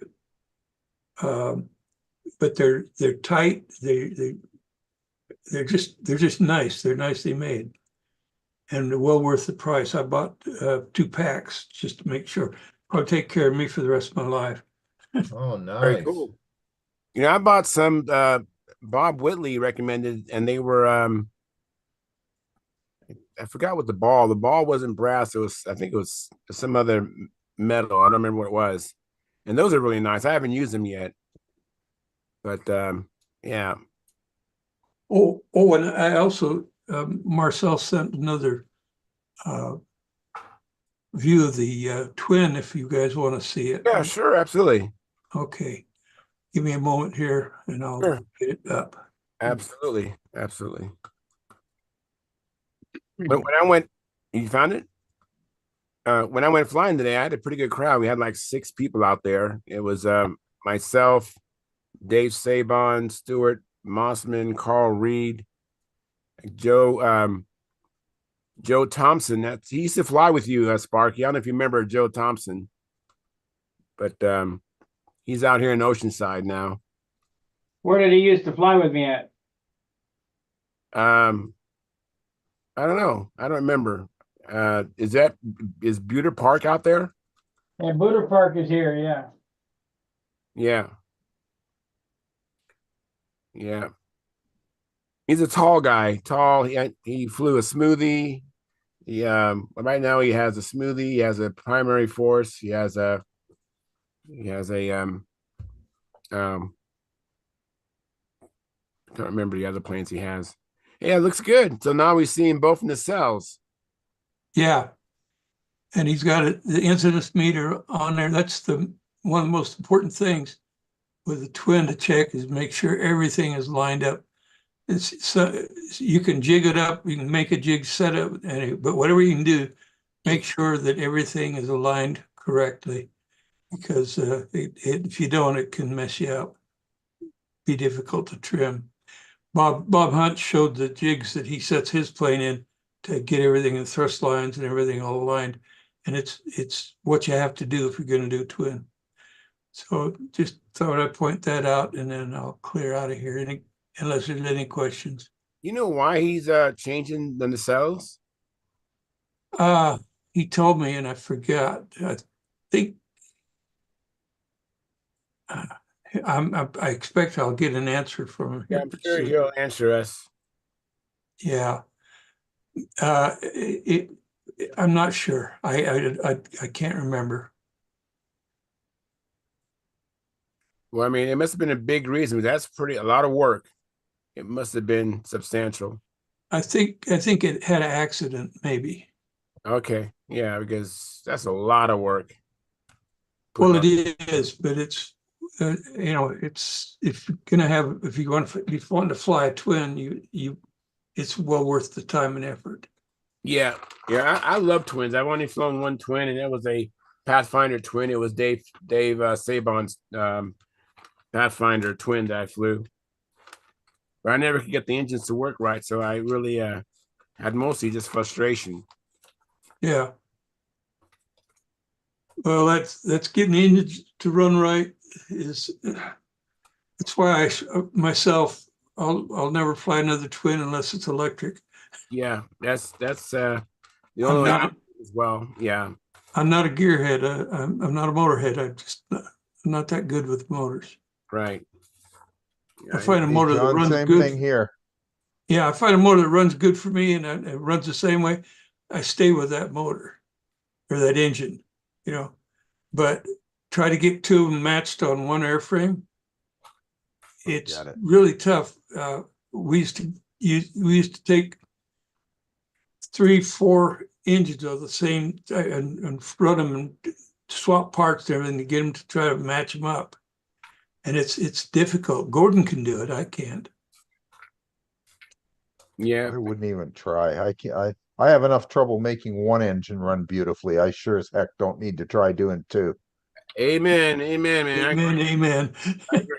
After It's just too far outside my pay grade. I just nah. I can understand the electric guys wanting to do it because they can get consistency a lot better. But to try and do it with glow, no thanks. yeah, absolutely, absolutely, I agree. Try 4 or 6. Yeah, Oh. right. I just watched Paul Walker's bomber flight. It popped up on YouTube, flipping all them engines. Too much. Unbelievable. Listen, they had it down to a drill, man. When they finally got everything ready to go, it was like, boom, two flips at the most on each engine. And what do you have there? You had a box that you can turn to put power to that glow plug. Yeah. Yeah. And it was amazing to watch. It didn't take them long to get all those engines running and synced up. Now, didn't he have like a pressurized system or Oh yeah, he did it. You want to tell them about that, Howard? Well, yeah, it was a one bladder in the fuselage, like combat bladder, and it went to the manifold to all 4 engines. And each engine had a pressure regulator made by Tony Huber, designed by Norm McFadden, and he did that on his first B-17, and when the engines quit, they would quit like 1 per lap because of the pressure of the fuel in the manifold from number 1 to number 4. That didn't seem to be very good for FAI rules. When you had to get everything done in 7 minutes, it'd be good to have them all quit at the same time. Also, it's not too fun to have number 4 running by itself. So I did a simulation and found out we put a couple pressure reducers in on number 3 and number 4 and have them quit at the same time. So they all 4 would quit at the same time. And it was quite consistent. It get 6 minutes, 15 seconds for the whole run. And I remember when you brought it out to the first Northwest Regionals that you took it to, and you put it together there. You had a blanket there in the pit area, and you brought all the parts and pieces, and they're bolting it together and all that. And it was interesting just to watch it go together. But when he fired off all those engines and the plane took off, there wasn't a plane flying in any of the other events. Everybody had stopped and was looking. And it the combat circle was over there, and they just they were, no one was believing that big B-17 was doing the stunt pattern. We were flying it once at local airport, and a guy drove up and said, "Oh, it's a model." He said, "I saw this B-17 doing crazy things." Oh, Lordy. Pretty good. Which one did he take to the world? Did he take the second one? Second one. Yeah. Did that thing pull his arm off, or was it? Yes. Okay. That's serious. How much did it weigh, Howard? 106 ounces. It was either 106 ounces or 106 inches wingspan. I forget which. Wow. I know it was huge. I saw it at the Nationals, and it was amazing.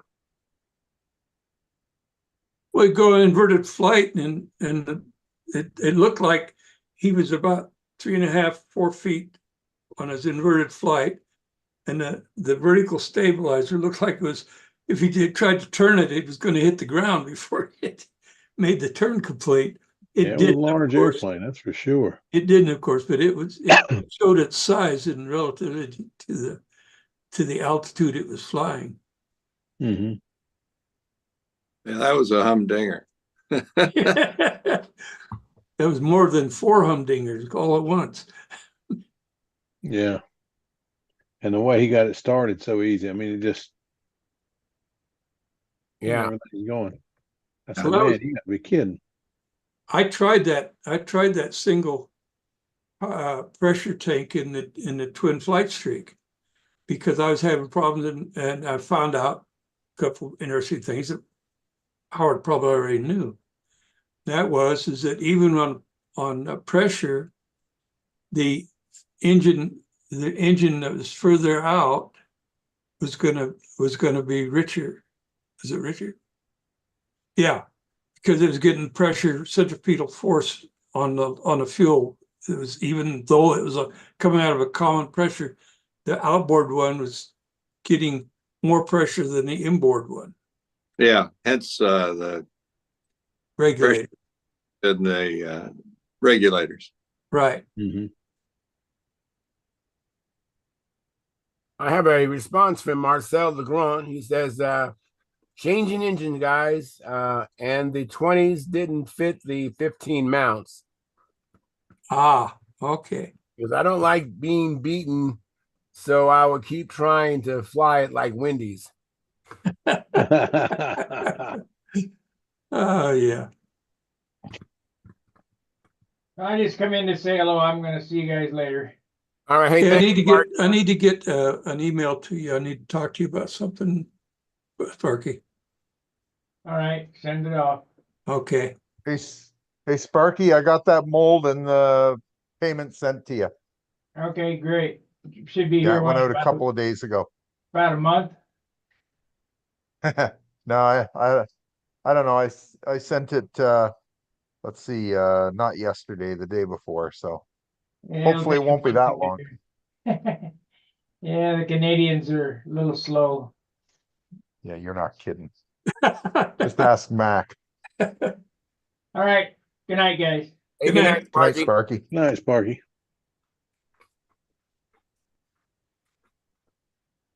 Big John, I got 3 of those. I got those 3 prints. If you good. would, send me the wing one again. Pardon? Send me the wing one again. It wasn't in the last package you sent. I want to make sure they're all in the same scale, so when I go to have them printed, they all come up the same. Oh, yeah. Okay. Be happy to do that. Try to get that done this week so I can take a look at it. That's just a really nice looking airplane. Yeah, it really is. Thank you very much. So far, it's been meeting with approval, and some people have actually put the money up front and bottom, actually. So wow. Oh, that's great. Yeah. I'm clearing stuff out, trying to make room to build it as soon as I get the plans printed. But Yeah, I was going to go tomorrow. But if you can get the print off in the morning, I'll probably get them printed tomorrow. yeah, I'll get it off either before I go to bed tonight or first thing in the morning. Thank you, sir. You bet. Hey, Phil, I got a question for you. Oh, You have a humongous, don't you? Yeah. What are you using for power? I built it to put a Super Tiger 60 in it, but I'm going to put a 51 in it instead. I Well, think a 51 will you have think plenty a of power. Fox 59 would pull it? Oh, it would pull it definitely. I went to VSC. I've forgotten what year it was, but Bob Gieske was there with one with a OS 46 in his OS 46 LA. It flew great, Okay. but it was Right. Bob Gieske flying it. Of course, it flew great. Almost definitely. But What's the Tom power Looper, like on those Fox 59s? You've run them. it's comparable to well, a 51. I don't think a 51's got quite the power they got, but they just got such a sound. It's not the power, it's the sound of those things. They just bark like nothing else. That's awesome. Don't even think about running one that don't have a muffler on it. That's how I think I attribute that with why I have tinnitus so bad. It does nasty things to your ears. I mean, they got a bark. Who was the guy that used to travel from God, I can't think of his name, from Tucson, come to Tucson with a little dog. Rusty Brown. Rusty Brown, that's it. He came to our East Coast Golden Oldies contest and talked me into launching his Fox 59 powered Taurus. Icarus. I did not realize until after I had already told him that I would hold it that the Taurus wasn't the Taurus. Taurus has Icarus. Madewell in it. Icarus. There you go. Yeah, Taurus had a Madewell in it. Anyway, to launch his plane. Well, I didn't notice until after I'd already said I'd do it that airplane had a Fox 59, but no muffler. Whoa. Oh my gosh. And I didn't have time. He was getting ready for an official. I didn't have time to run back to my van to get my earmuffs because I carry Mickey Mouse with me, but I didn't have time to use them.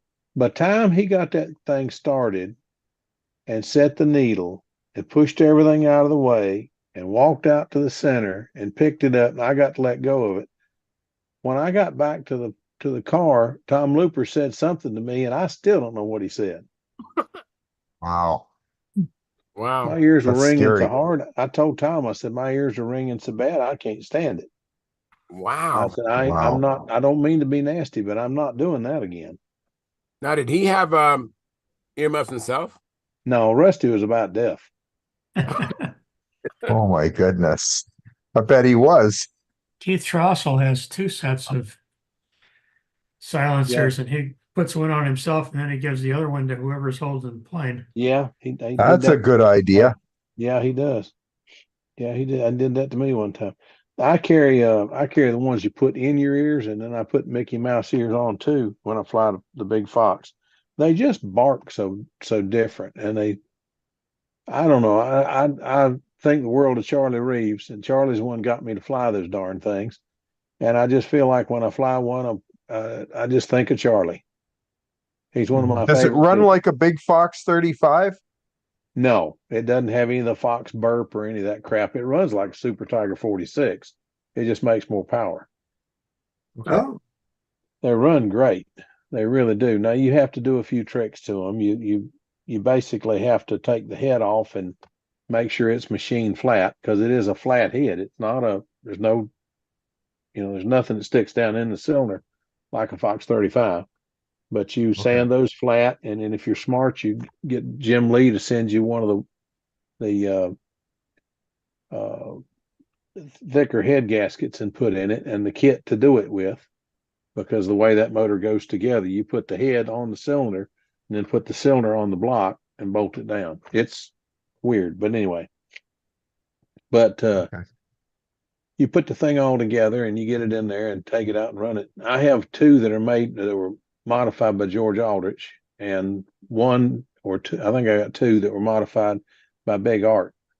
Don't ever let anybody tell you anybody could do a 59 better than Big Art.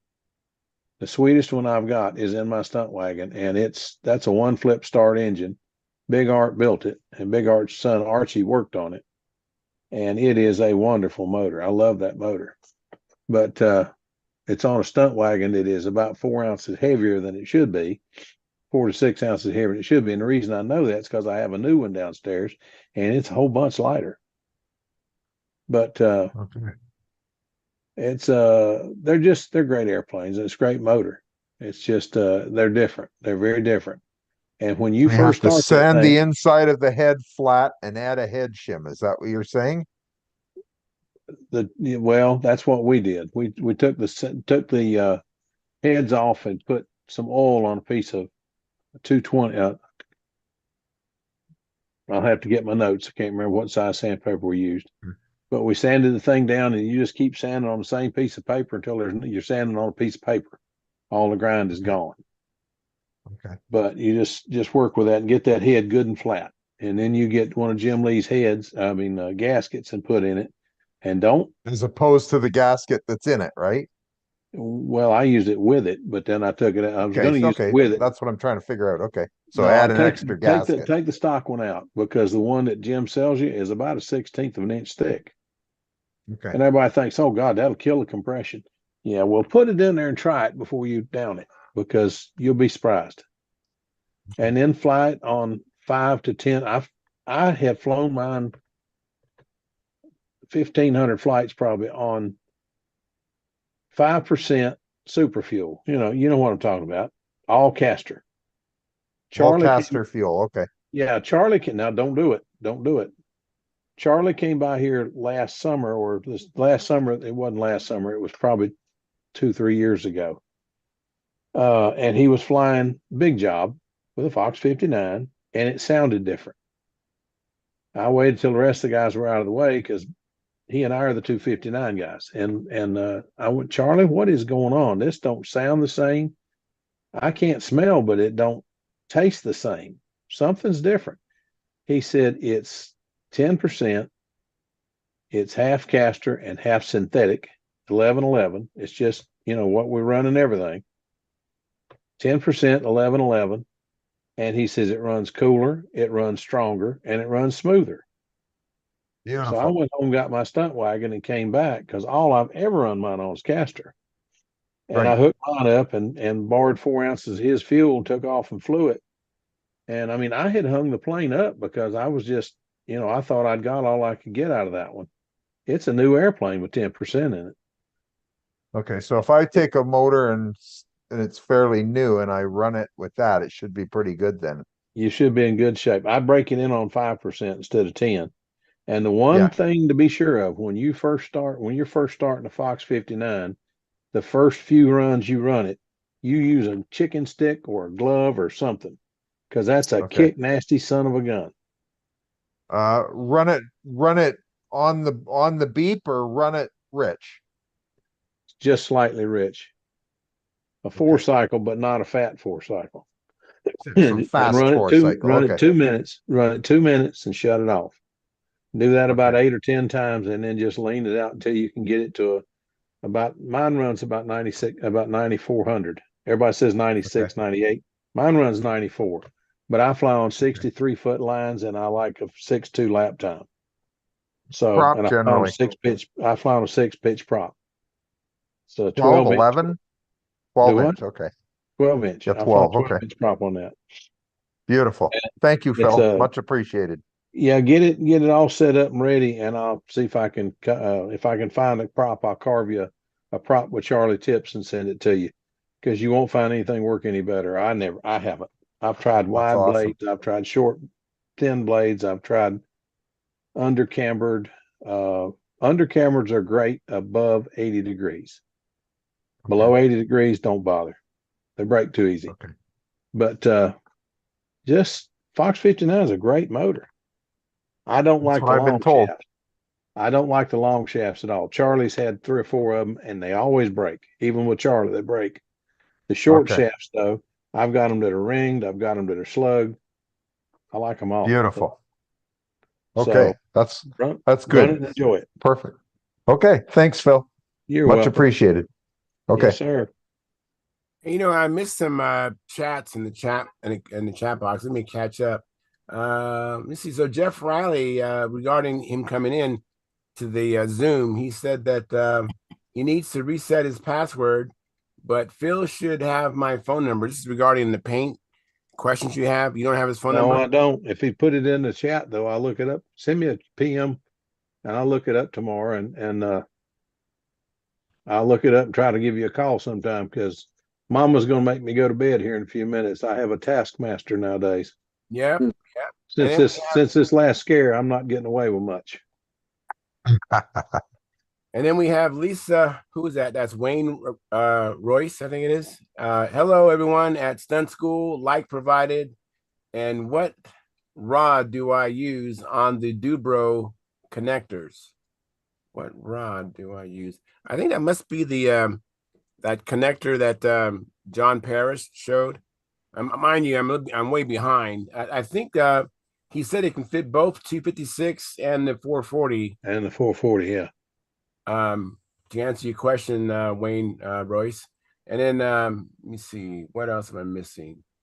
So then the old control line pilot, who's a member of our YouTube channel. Thank you for your financial support, Bob Whitley. I appreciate it. He says, "Hi all, like given on the road tonight. Hope to catch you Monday. I've had a week of long days flying now that the weather is good." Then he goes on to say, "Lynn, it looks like you're our alternative for the world. Now, Bruce can't make it, so Monty took his slot. I think you should move up also." Is that news to you, Lynn? Yeah, I just heard it now. What's that news again? Who can't make it to what? It looks like the world Championship. Yeah, so you I might guess, see in July that after all. Yeah, I guess that makes me alternate now. Hey, Okay. well, just another misfortune, and you'd be in the world championship. You go if I can go. Yeah, Who can't make it, Bruce? Bruce, yeah, apparently. I think so. Yeah, it looks like Bruce can't make it, so Monty took his slot, and I think that should move you up also. That's what he said regarding Lynn. Who said this? Bob Whitley. Gee, I'm surprised nobody called me. Okay, that's fine. No problem. Yeah, that's good news. And then, Congratulations. Thank yeah, you. yeah, at least you can say you was on the world team, and as an alternative. Yeah, I mean, that right I now, was an alternate. that's your status right now. Hey, I was an alternate on the world team, the Canadian world team. Cool. McBride 001, who's a member of our YouTube channel. I believe that is Ruben. Hey, Ruben, he's a member of our YouTube channel. Thank you for your support, Ruben. I appreciate it immensely. He said, "Big wedding day for Steve McBride on Saturday, the 27th. All right. So if you guys want to, on my YouTube channel, there's a the proposal where he coaxes his girlfriend to come to the center of the circle, and he kneels down, and this is at Whittier Narrows, as a matter of fact, I think. Yeah. It's on my YouTube channel. If you check it out, you can see. So now the wedding, I guess I imagine he's saying it's tomorrow. Wow. So yeah. Very good. Very good. Very good. Well, it looks like we're all caught up, and maybe the show has came to the end, I think. Philip, I finished your spinners. There's some work that you have to do on them. Okay. Well, I don't want them to be ugly. And I just ordered the carbon parts for the handle. Thank you, Lord. I appreciate that. I think that's the handle I'm going to try to fly one of these on, but the other one's going on my ombre. Tom Looper's design that I've been trying to finish for too many years. Got to have a pretty long lead out travel for the amount of. Well, it is. It's a same bell crank you said you use, a Wendy's big black bell crank, Yeah. and it's just a really nice airplane. It's full of everything's elliptical. When I get it done, I'll show everybody. It's elliptical. The hardest part of building this darn thing is you have to build it upside down because that's the only thing to lay on the table and not rock. Everything's elliptical, and it's been a challenge, but Tommy's flies very well. Haven't seen it fly in several years, but I think he's waiting on me to finally finish mine. My fuselage kept warping, and I take it apart and cut it and bend it and get it back straight, and it warped again. After the third time, I put it over my knee, and I was going to build a new one, and I said, I'm going electric. What am I doing with this? So I went ahead and built a new fuselage, and it's electric. So I'm getting that put together and getting it ready. It's almost ready to paint. I told Tom the other night it was ready to paint, but it's ready to fix some bad places in it and paint. But my standards are a little higher than they used to be.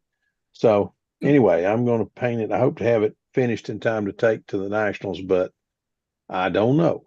I'm not making any promises. I'm just going to get it done, and only one I'm trying to please with is Mr. Looper, sir. But I think it's going to be a really nice airplane. Yeah, I have a question from Wayne Rice, and he's asking: Is anybody have an opinion on the Thunder Tiger 25? Is that a good engine? Yeah, it is. Yeah, it's a good motor. High RPM. It's not one of those. It's high RPM, a low pitch, high RPM engine. Okay. I've got one of the 36s too, and it's I thought I was going to get Randy to modify it. No such luck. But anyway, it's a high RPM, low pitch engine, but they run great. So what are you talking about as far as the prop? What size prop and what pitch? On a 25? Yeah. I think it's a 9.4. Either that or 10.4. Yeah, it might have been a 10. Sounds about I think right. It wasn't. I think it was I think I ended up with a 10.4 and I cut it down to a 9.4. And then I think I'd have to look. I think that's right. Yeah, that's in the range, 9.5, 4, 10.4. I think that's what I ended up with, John. 9.5, 4, and 4 and a little bit because the prop was just a little off, and I didn't want to take and recut it. So right. This engine is new, by the way. It's a new engine. Yeah. And what about the fuel? What kind of fuel do you guys recommend? I'd say 10, 11, 11. That's what I run. That's what I got in about everything now since we quit running super fuel in the 59s and started running 1111. I mean, it was the only holdout I had, so I run 1111 and everything. Now, some of them are 18% oil and some are 22, but most of them are 18. And in that, as long as you're in that span, I think you're all right. 18 to 22% oil, 1111, 11% castor, 11% synthetic, and 10% nitro. I think you'll be fine. Yeah. Just like a Fox 59, get your fingers out of the way when that thing's fresh and when it's new, because they are nasty. Some of these new engines break in real easy. Double stars and Brodacks break in real easy. Thunder Tigers, no, they'll bite you. Fox 59 will bite you. Now, is that a Bush or Bearing engine? Mine's Bearing, I think. You didn't ask. I'm just curious. The one I'm thinking of is bushed. It may be bushed, come think. The front end of it's big. The 36 is Bearing, but I think the 25 is bushed. I believe you're right. I think it is bushed. Yeah. Yep. So it's a relatively light engine then, right? Oh, yeah. It's a good. Well, it's a good replacement. It's not light for a 25. Okay, but it's a good replacement. It's not light like an LA. Yeah, it's heavier. Yeah, it's heavier than LA for sure. It's a good replacement, though. with a little gain in weight for a plane you'd put a Fox 35 on. Oh For yeah, sure. yeah. It's one go right in there. Lots of power too. I mean, it's got probably as much power as an OS 35 or, any of those motors. Mhm. Right. But All it's right. RPM. It's a different kind of power. It's RPM power Oh, instead yeah. of grunt. It's It's not a grunt yeah, it's engine. more of a pipe. It's more of a piped run. It's not going to be a 4.24 brake at all. No, It's going to really go. Two, That's two, why you put it. two. you try Yeah, to run it fat. 2.22 and a low pitch prop. Exactly. You try to run it fat on a 6-pitch prop, and it'll flame out. Okay. I have a Ask me how It I won't know. work. I Yeah. remember trying to make an LA 20 or sorry, an FP 25 run like a stunt motor back in the day, and that didn't work at all. That was just a waste of No. time. Not happening. I Yeah, we hated had that motor, but it was because I didn't understand that motor. I Right. understand it now. That is the one thing you have to understand what motor you're dealing with. yeah, Exactly. You don't Motors aren't understand. all the same, obviously. No. that's the I truth. do have a Thunder Tiger 46, and I remember being told the same thing. It's a high RPM, low pitch engine. Hmm. Yeah. It was amazing the time it took to come to realize that back in the day. I remember from the 70s up into the 90s, they were still perfecting that idea. And then once they got the idea where people were using it well, then they come up with a pipe, and Yeah. that shut that down. You remember when they came out with a OS 40 and 45 FSR, and everybody's trying to put bigger and bigger lumber on it, Yeah, pop, but we're still trying to use 6-pitch. Right. And no, that didn't work worth a darn. And then somebody, we're all putting bigger pieces, bigger props on it, 12-inch prop and 6-pitch, and we're playing with things and playing with things. We had our 4A here in Winston-Salem that year, and Gene Martine, of all people, came to town with a Mariner with a 40.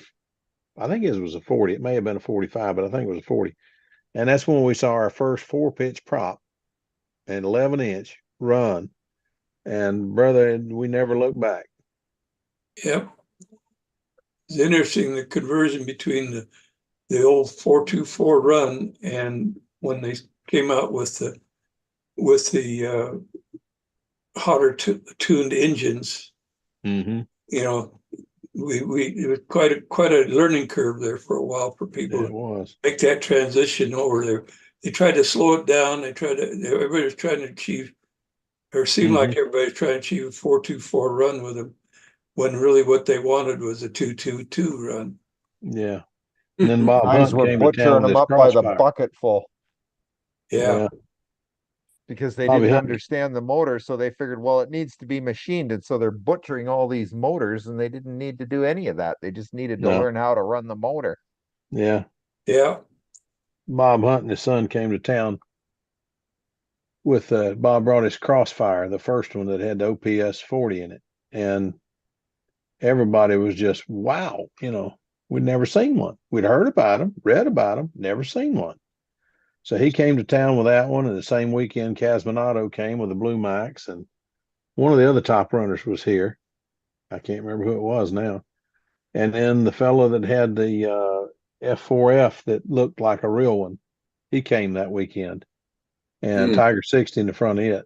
And man, stunt changed that weekend. The world as we know it got stood on its ear that weekend, because that OPS just was something we'd never seen before. Tommy and I just, wow. Is that Kirk Mullinex talking about? Do what? Is that Kirk Mullinex? No, it was a Casminato, Bob Hunt. No, Bert. Kirk didn't make it, and Billy Werwich didn't make it. Billy was supposed to come, but he didn't make it. Okay. And Kirk may have been here that weekend. I can't remember now. Talking about his Corsair, right? It looks like a real Corsair, right? You talking about that? Oh no, I've never seen that. Burn, is that his name? I think it is, Howard. I believe you're right. You need an OPS 40? Hunt had an OPS 40. Do you need one? Well, Well, I take one. I've got one. I have a brand new Randy, but mine has the wrong Venturi in it, even though it was from Randy. Yeah, Philip Granderson had 2 or 3 of them in his estate. Yeah. Well, I wouldn't mind having one. I'd run one if I had a spare. I never got a spare. But we've a bunch of us changed everything we did that weekend. I started buying up OS 40 VFs. I ended up with about I think at one time I had 6 of those. Because Howard and his cohort were absolutely setting the world on fire with them. I mean, it was My cohort was, not me. well, your cohort he was a hot shoe. He still is, but man, he was, it came out, okay, we buy this motor.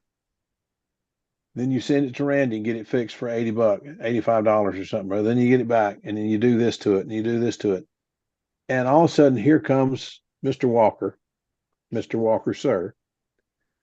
Take a stock motor, put it in your plane, break it in, put it in your airplane, put this Venturi on it, put this needle valve in it, set it up like this, and fly it. It can't be that simple. But being the hard head I am, it's Paul Walker. I'll try it. So I called Jim Lee and I said, I need this needle valve. I know what you're doing. I'll send it to you. So he sent it to me and I put it together, stuck it in the impact, took it out and flew it. I can't believe an airplane that's 65 ounces will fly with a 40 and 11. Look, I mean, I'm trying to fly a 12-inch prop. Paul says, no, an 11-inch prop, 11.4. So I cut it down to 11-inch. I said, I think Mr. Walker has lost his mind, but I'm gonna do what he said. It's his airplane, it's motor he said, it's a prop he said.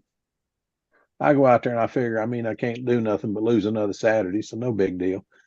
That thing flew like a turbine. Paul knows what he's talking about. But it flew very well. Hey guys, I had a question from Wayne Rice. He asked, this is regarding the Thunder Tiger 25. Is it hard to break in? And then Jeff Riley chimed in and said, not hard to break in, but takes a minute or two. The key is to run it the way you want to fly it. Yeah. Yep. All right, great. And then Jonathan Carradas, who's a member of our YouTube channel, he says, greetings, aces high. Won't come busy. We started erecting a sheep-proof fence to keep them off the circle. I suggested we use Rule 308 to dispatch one.